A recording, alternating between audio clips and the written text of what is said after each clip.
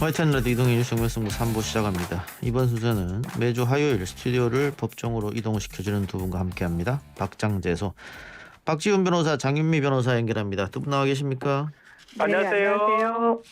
예, 지난주에 공수처장 청문회를 진행을 했고 그때도 1호 사건이 무엇인지 대체 궁금했었는데 어제 박범계 법무장관 후보자의 청문회장에서도 공수처 사건, 공수처에서 어떤 사건을 맡을 것인가 얘기 나온 것 같습니다. 먼저 박준 변호사님, 네, 김학의 전 법무차관 출국금지 사건이 1호 사건이 될 수 있다 이런 말이 나오고 있는 것 같아요.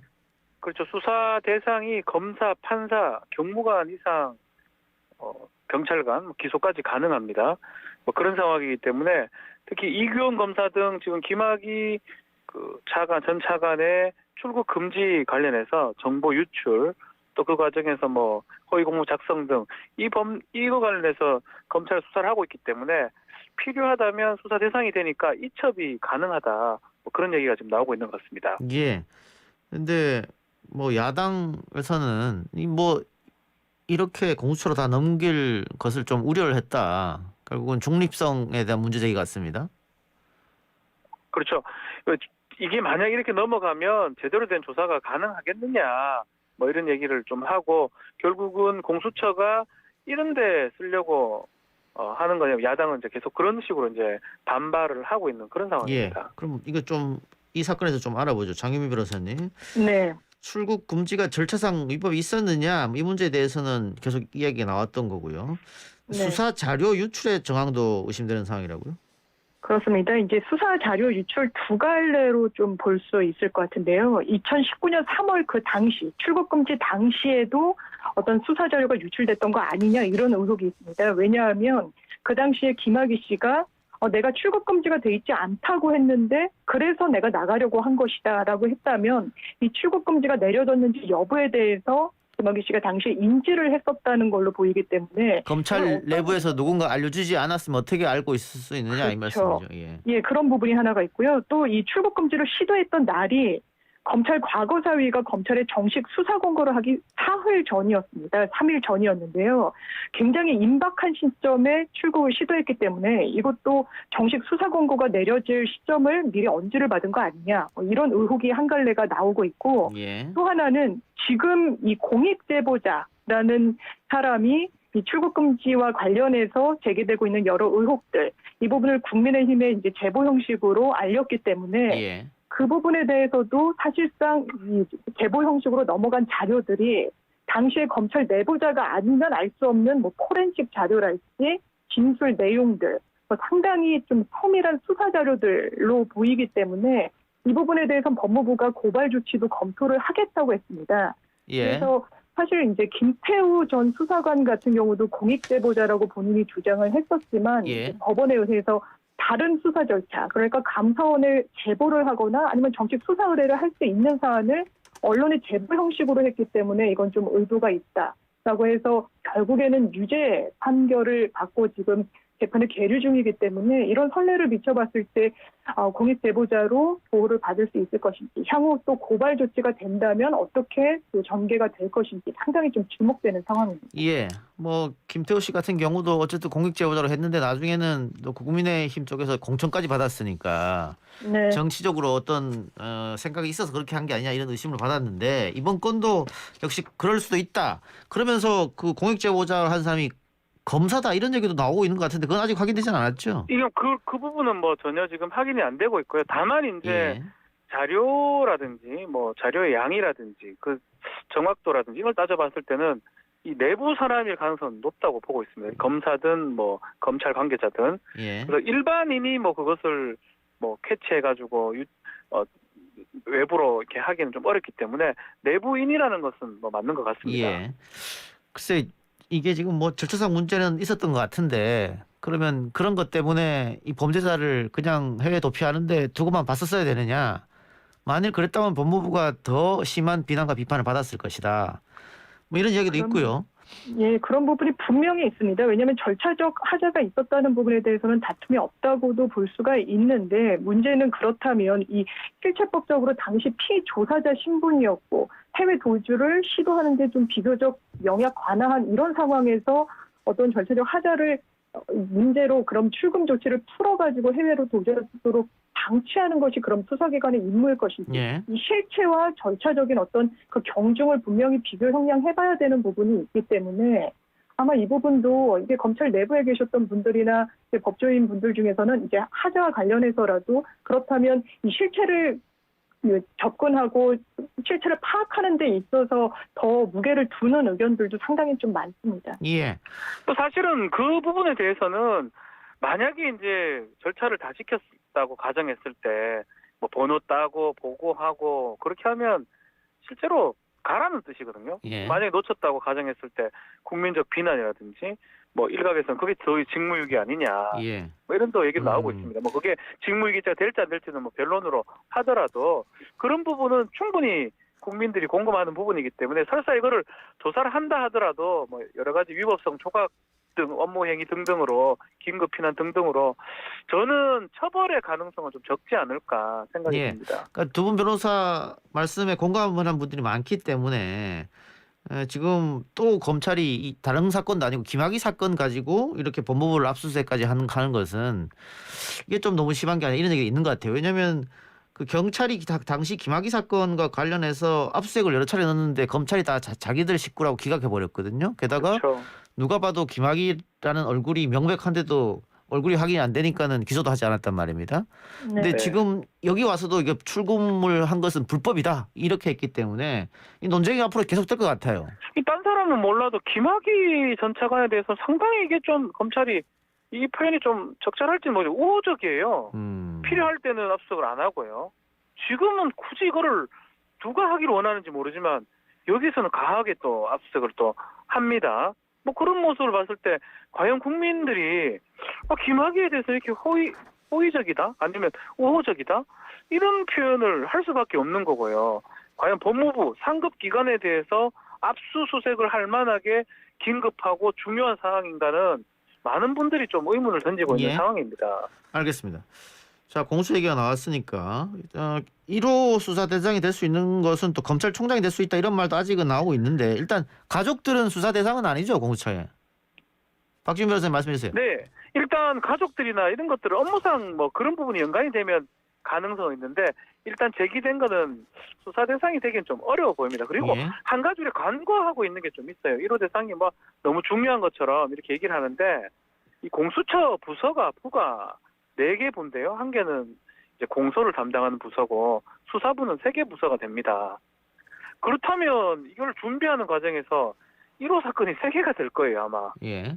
이게 뭐 무조건 1호 사건이 첫 번째 사건이 된다 이렇게 보긴 어렵고요. 사건을 하면 이걸 바로 뭐 해가지고 뭐 발표하기보다는 내사도 해야 되고 이걸 경중을 가릴 거면 3개 부서가 동시에 시작한다고 보기 맞고요.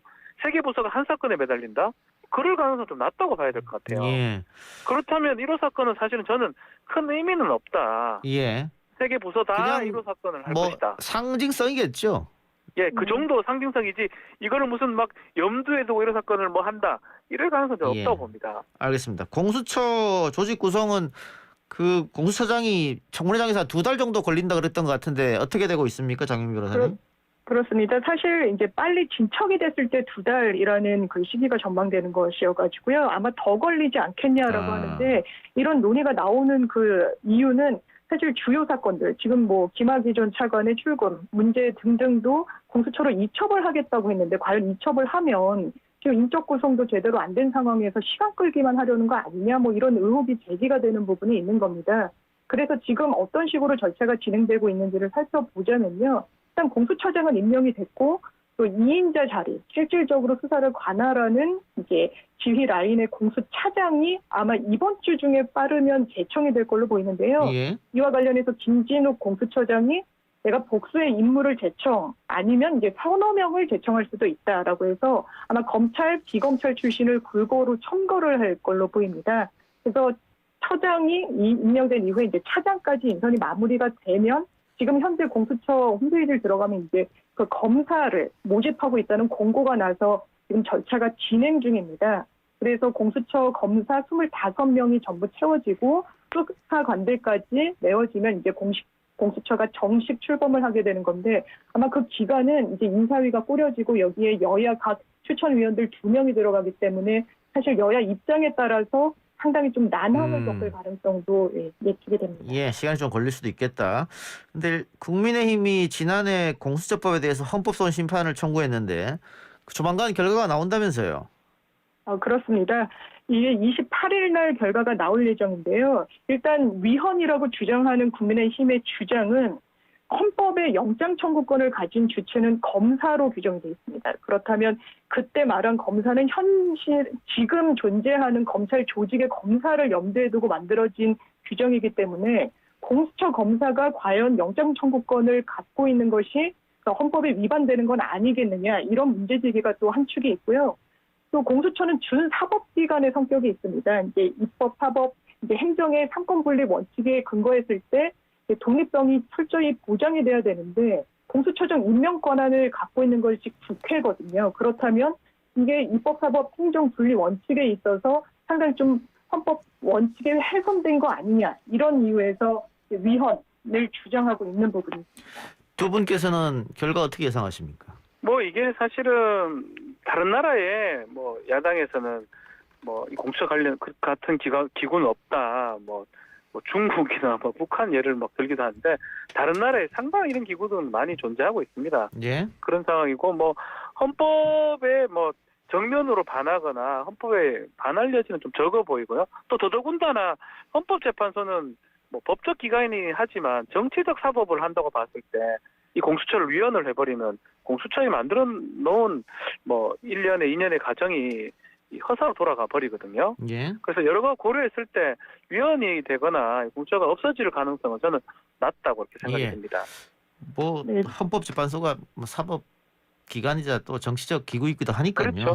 정치사법기관이라고 하니까요. 예. 네. 그리고 이게 문제 제기를 한 부분이 헌법 소원이라는 점에 좀 주목할 필요가 있을 것 같은데요. 예. 헌법 소원은 원칙적으로 본인이 어떤 그 행정 처분 등등으로 인해서 기본권 침해를 당한 당사자가 제기할 수 있는 법적 절차입니다. 예. 그런데 이제 국민의힘이 공수처 법으로 인해서 기본권을 침해당한 주체일지 이 여부에 대해서도 사실 다툼이 있을 수 있어서 이 요건을 충족하지 못했다고 판단을 받게 되면 사실 각하가 될 가능성도 제기가 되고 있습니다. 그래요. 알겠습니다. 주제를 좀 바꿔보죠. 이영구 법무부 차관이 지난해 11월 택시 기사 폭행한 사건 입건되지는 않았습니다. 그때 당시 이게 이제 운행 중에 일어난 거냐 아니면 정차 중에 일어난 것이냐 뭐 여기에 대해서 논란이 있었는데 혹시 모르는 분들 위해서 장 변호사님 잠깐 짧게 정리해 주시죠. 네, 일단 이 사건의 개요는 이제 지난해 11월 6일에 도곡동에서 서초구까지 이용구 현 차관이 이제 택시를 타고 하차하는 과정에서 잠이 든 상태에서 하차하지 않자 그 택시기사분이 이제 내리라고 종용을 하자 역사를 잡고 폭행을 가했다는 겁니다. 그런데 이 부분과 관련해서 경찰이 내사 종결을 했는데 그 당시 이유가 일단 택시기사와 합의가 됐다는 사정, 그리고 정차 중인 차량에서의 폭행은 단순 폭행이지 특가법상의 이제 운행 중의 폭행은 해당 사항이 없기 때문에 당사자가 합의가 된 상황에서는 처벌이 불가능하다는 이유로 검찰에 송치하지 않고 그냥 내사 종결을 했습니다. 그때 당시에 이제 블랙박스 영상도 없었다는 게 경찰의 설명이었는데 추가로 블랙박스 영상을 해당 경찰이 갖고 있었고 이제 택시 기사를 조사할 때 당시에도 이걸 뭐 안 본 걸로 하겠다 뭐 이런 사실이 뒤늦게 또 알려지면서 이게 과연 법무부의 실장이었다는 그 전직 자리를 알고 이걸 덮은 게 아닌가 뭐 이런 의혹으로까지 번지고 있는 상황입니다. 만일 현직이었다면 충분히 의혹 제기 가능할 텐데 전직까지 알아봤을까 이런 생각도 들긴 합니다만은. 그렇죠. 어쨌든 이 블랙박스가 없었다고 했었는데 있었다고 하니까 그러면은 의도적 봐주기 아니냐 이런 의혹은 또 생길 수밖에 없을 것 같아요. 그렇죠. 이거는 상당히 좀 문제가 될 여지가 있습니다. 이 택시 기사의 주장에 따르면 못 본 걸로 하겠다라고 이렇게 담당 경찰관이 그렇게 얘기를 했다고 하거든요. 그 의미를 좀 우리가 봐야 되긴 한데 뭐 만약에 그 이용구 변호사 당시 변호사인데 지금 차관이 상당히 높고 이래서 봐주려고 아니면 외압이 행사돼서 봐줬느냐 뭐 이런 부분들은 확인이 돼야 될 것 같습니다. 여기까지 보고가 됐고. 근데 뭐 제가 좀 드리고 싶은 말씀은 뭐 이거는 뭐 제 경험이기도 한데 서초동에 저도 뭐 이제 일을 하다 보니까 서초동에는 참 변호사 참 많습니다. 한 1만 명, 몇천 명이 됩니다.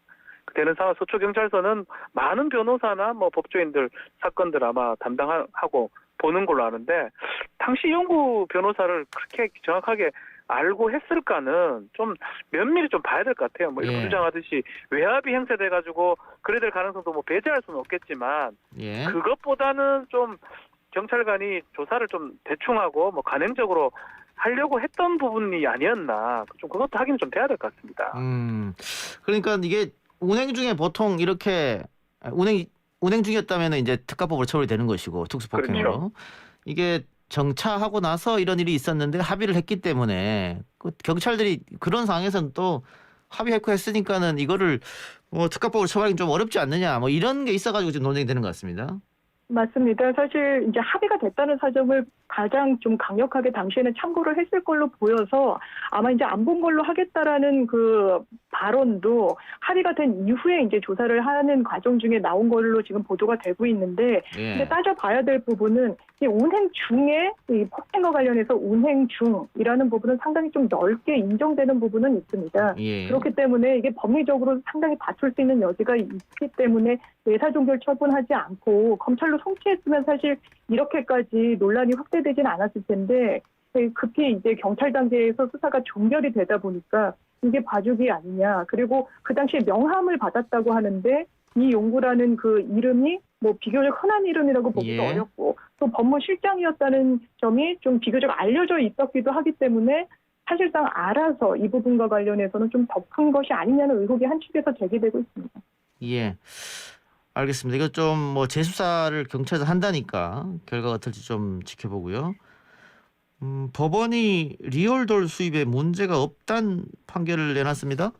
네, 리얼돌이라는 거는 뭐 사람 뭐 신체하고 비슷한 모양을 갖고 있는 성인용품을 이렇게 우리가 표현하는데 이 리얼돌을 이 성인용품을 수입하는 업체가 있었는데 이걸 수입하려고 하다가 이 김포공항 세관에서 이거 수입하면 안 된다. 풍속을 해치는 물품은 출입관리법상의 이 관세법 등등으로 못 들어오게 돼 있습니다. 통관을 보류를 했고요. 예. 그 상황에서 보류해놓고 일정 기간 동안 결과를 안 주고 계속적으로 이 별 내용이 없으니까 이번에 보류 처분을 좀 취소해달라고 법원에 소송을 걸었고요.